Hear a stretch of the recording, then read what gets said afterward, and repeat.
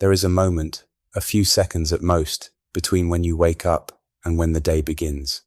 You know the one.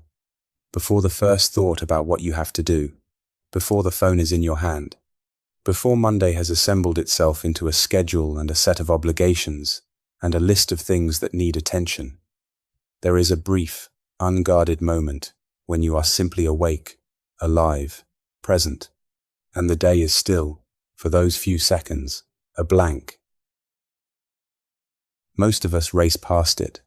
We fill it before it has a chance to be what it is. But here is something worth pausing on this morning. That moment is not empty. It is full of something that was placed there before you arrived at it. God was working in the night. He was moving in the hours you were asleep, arranging what you will walk into today, holding what you cannot hold while you rest. And when your eyes opened this Monday morning, you were not picking up where yesterday left off. You were receiving something new.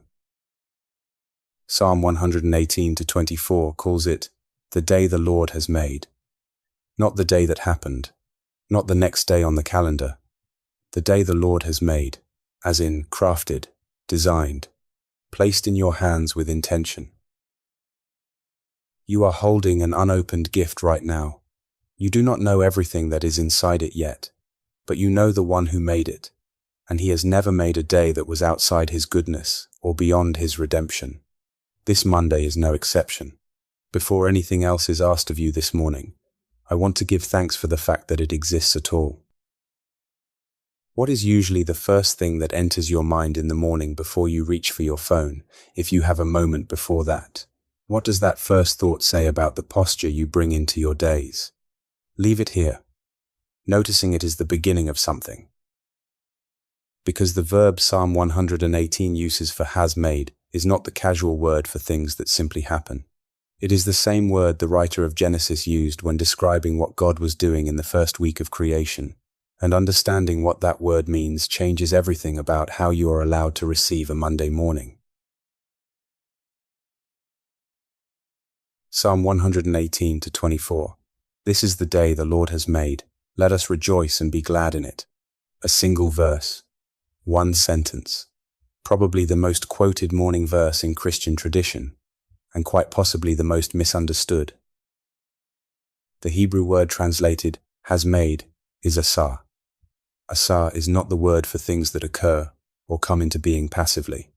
Asah means to fashion, to work, and to craft with hands and intention. It is one of the two primary creation words in Genesis, the other being bara, which means to create from nothing. Asa is what a craftsman does, what a potter does. What someone does who takes material and shapes it into something specific and purposeful. When the psalmist says, "The day the Lord has asah," he is not making a philosophical claim that God generally oversees the passage of time. He is saying, this day was fashioned. This particular Monday was worked by the hands of God before you arrived at it. It is not generic. It is not accidental. It is not simply the next unit of time that followed the previous one. It is a made thing, shaped by a maker. Now look at the word for day, yom. In Hebrew thought, a day does not begin at sunrise. A yom begins at evening erev and carries through the night into the morning. This is why Genesis 1 says, "There was evening and there was morning, the first day." The night is not the absence of the day. The night is the first half of it, which means God was already working on this Monday while you were sleeping. The day he made for you was already in motion before your alarm sounded. And the word translated as rejoice is samach, which is not a passive feeling of contentment. Samach means to delight, to brighten, and to turn the face actively toward something with gladness. It is the word used when a bridegroom rejoices over a bride. When a father sees a prodigal son returning, samach is not the emotion you feel when things go well. It is the decision to turn your face toward the good that is already present, whether or not the circumstances are cooperating. Behind all of this is the repeated phrase from Genesis 1 that echoes under the whole psalm, Tob. God saw that it was good. Every layer of creation received that declaration. And the God who said Tob over light and water, and land and living creatures, says it still over days. He crafts over mornings. He opens over this particular Monday that existed in his mind before it existed in yours. This day is a Sar. It was made for you, by the Maker, with intention. The night before it was already the first half of it. And the Samak, the turning of your face toward its goodness, is something you can choose right now, before a single thing has happened in it. Before we go any further, I want to ask you something honest. When was the last Monday morning you woke up and felt something that could genuinely be called samach?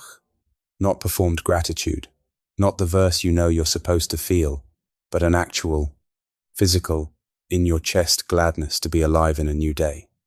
How long ago was that? And if the answer is a while, or I can't remember, sit with what that tells you about the posture you have been carrying into your mornings, not to condemn yourself for it. Just to name it honestly, before the God who made today, and who is, right now, offering you a different posture than the one you woke up with. Whatever that honest answer surfaced in you is exactly the right place to begin this prayer, because the God who ashed this Monday is not waiting for you to arrive at it with the right feeling. He is ready to meet you in the actual posture you have right now and offer you something better.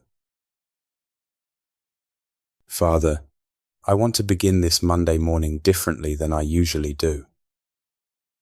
Most mornings I walk past the first few minutes of the day without really receiving them. I reach for the phone before the day has a chance to be what it is. I drink the coffee without tasting it because I'm already elsewhere in my head. I say, morning, to the people I love, and mean it as an acknowledgement of their presence, but not really as a meeting of two people who are glad to be in the same room. The light comes through the window, and my first thought is that I should close the blinds so the screen is easier to read. Lord, I have been moving through mornings the way you move through a waiting room, tolerating them, trying to get through them to whatever comes next.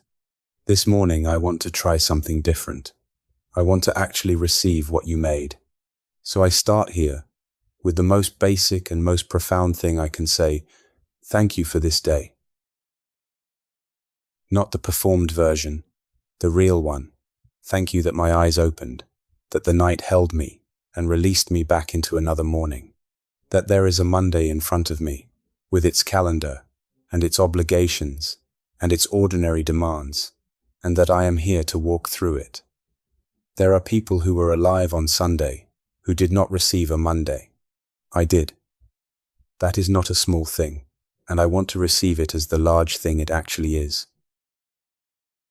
Thank you for the body that carried me through the night, the lungs that kept working, the heart that kept its rhythm without my asking it to, the mind that can hold this prayer, process these words, and turn toward you. None of that is automatic in the ultimate sense. All of it is ashar-crafted, sustained, and renewed. Thank you, Father. Just that for a moment. Thank you. Now I want to walk through this day with you before I enter it. Not to plan it, you already know what it holds better than my planning does, but to consecrate it, to hand each section of it to you before it arrives, so that when I am in the middle of it, I remember whose day it is. The morning hours, the ones that are happening right now and will carry me through to midday. There are things I need to do in them. There are conversations that will begin. There are tasks that will take longer than expected, and interruptions that will arrive uninvited. Lord, be in this morning, not as background music, as presence, as the one who assared this morning and placed it in my hands, and who is now in it with me as I open it. Let the first hour of work today be done with genuine attention, not distracted performance, not the mechanical execution of tasks, while my mind is already on the next thing. Let me actually be in the thing I am doing. Let the conversation I have this morning, even the brief one, even the logistical one, be between two real people, not two people waiting for it to be over. Let me notice what is actually happening in front of me, rather than scrolling past it. I thank you in advance for the midday. The pause, if there is one, the few minutes that belong only to eating or resting or simply being somewhere that is not productive. I have a habit of filling that space with consumption. News, feeds, content, things that pour into me without asking anything of me. Lord, let at least some of the midday today be genuinely quiet. Not empty, but still. The kind of still where I can hear myself breathe and remember that the day is yours and I am in it, and that is enough. Thank you for the people I will encounter today, the ones I know and the ones I don't, the colleague who will need something from me that I did not plan to give, the stranger who holds the door, or the cashier who is having a harder morning than it shows. Let me be someone who makes their day slightly lighter, rather than someone who moves through them like they are scenery. Let me see them the way you assad them, made, specific, known, held by the same Maker who made this day. Father, I thank you for the afternoon, for the part of the day when the energy drops and the tasks multiply, and the gap between what I plan to accomplish and what I actually will becomes undeniable. I thank you for it, because that is exactly when I most need to remember that this day's goodness does not depend on my productivity. The Taub God spoke over creation was not contingent on output. It was a declaration about the nature of the thing he made. This afternoon will be Taub, not because I get through everything on the list, but because you are in it. Lord, meet me in the afternoon dip, in the moment when the momentum of the morning has faded and there are still hours to go.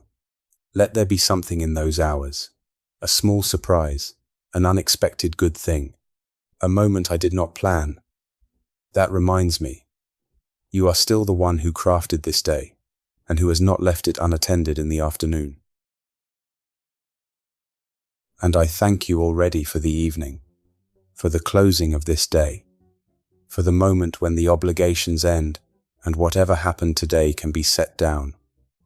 Lord, let me end today differently than I usually do, not with the phone as the last thing I look at, not with a review of everything that didn't get done, with some form of gratitude for what this day was, the whole of it, the difficult parts and the ordinary parts, and the parts that were genuinely good. Let tonight feel like the first half of tomorrow beginning, the way Yom means evening and morning, one day. Let me lay down in the knowledge that you were in all of it, that nothing on this Monday was outside your awareness, or beyond your reach or wasted, that even the things that didn't go the way I hoped were inside the day you made. Father, I give you this Monday, the whole thing, the parts I can see from here, and the parts I cannot. I receive it as an asar made for me, by you, with intention. I receive it as Tob, even before I have seen all of what is in it. And I choose Samach. I turn my face toward the good that is already here, already true, already in this morning, whether I feel it or not. Thank you for this day, for this breath, for this moment to stop before the day takes over and say to the one who made it, I see you in this, and I am glad to be alive in it. In the name of Jesus, who called the lilies and the sparrows as witnesses to the Father's care, and who meant for that care to include this Monday. Amen. How do you usually end your days? What is the last thing your mind does before sleep? And if you could change one thing about that closing ritual to make it more aligned with the God who crafted the day, what would it be? Leave it here. The way we end days shapes how we begin the next ones. The gift has been opened. Not completely, the day is still ahead, but the ribbon has been pulled, the posture has been chosen, and the giver is named. What follows is not a conclusion but a declaration, said out loud, so that the choosing settles into something more than a feeling. I have moved through mornings without receiving them. I have treated days as things to endure rather than things to open. I release that pattern now, on this Monday, in this moment. This day was awesome. God crafted it. Not the generic idea of it, but this specific Monday. It's ours, its encounters, it's ordinary, and it's unexpected. It was in His hands before it was in mine, and it arrived here shaped by the same intention that shaped light and water, and every good thing declared to be in the beginning. I am not walking into today unprepared. I am walking into a day God has already walked through. He was in the night before it. He is in the morning of it. He will be in the afternoon dip and the evening closing. There is no hour of this Monday outside his presence, and I receive that as the most practical truth about today. I believe this day will be tough, not because everything in it will go smoothly, but because the God who declared Tob over his creation has not revoked that declaration. His goodness is the permanent condition of reality, and this day exists inside that condition. I receive Samak right now. Not the feeling I will have when things go well, the active turning of my face toward what is already good, the breath, the morning, the God who is in it. That is mine right now, before the first item on the calendar.